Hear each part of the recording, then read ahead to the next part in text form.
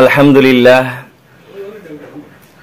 দর্শক মণ্ডলী, শ্রোতা মণ্ডলী, আজকে আমার ভিডিও হইল ওই সমগ্র আলিম উলামাদের জন্য যারা সাদ সাহেবকে পরোক্ষ নাইবা প্রত্যক্ষভাবে সাদ সাহেবকে সাপোর্ট করেছেন বা সাদ সাহেবের মতবাদকে অ্যাকসেপ্ট করেছেন, তাদের সম্পর্কে আজকে আমার এই ভিডিও।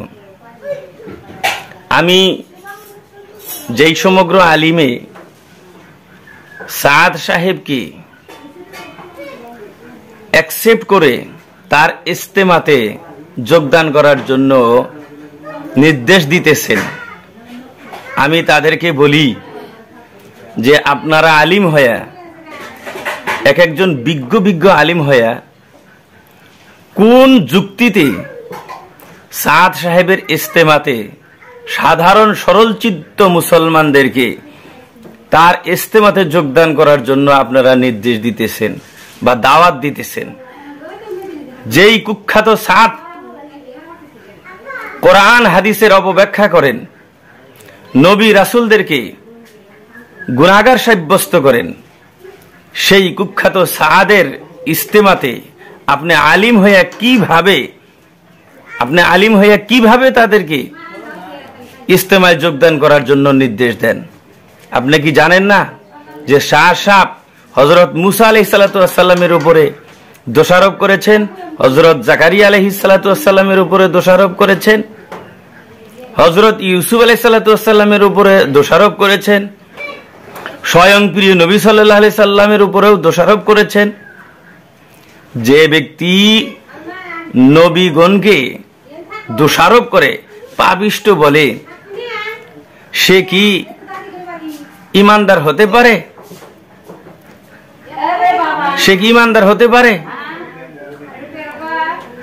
আল্লাহ পাক স্বয়ং পবিত্র কোরআনে ঘোষণা দিয়েছেন যে আমি কোন পাপিষ্টকে নবী রাসূল বানাই না।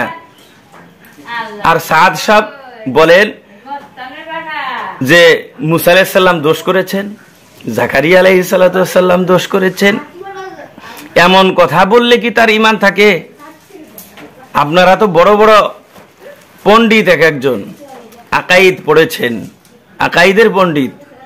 আকাইদের পণ্ডিত হওয়ার পরেও সাদ সাহেব সম্পর্কে আপনারা যথেষ্ট জানা সত্ত্বেও কেন আসামের এই সরল মুসলমানদেরকে এই সাদের ইস্তেমার দিকে আপনারা আহ্বান করতেছেন? মনে রাখবেন, কিয়ামতের দিবস আল্লাহ পাক আপনাকে জিজ্ঞেস করবে যে তুমি জেনে শুনে কি জন্য সাধারণ সরল চিত্ত মুসলমানদেরকে এই গোমরাহির দিকে আহ্বান করেছো। এই জন্য আপনারা এখনো সময় আছে, আপনারা ফিরে আসেন, আলমী সূরার দিকে ফিরে আসেন। আপনারা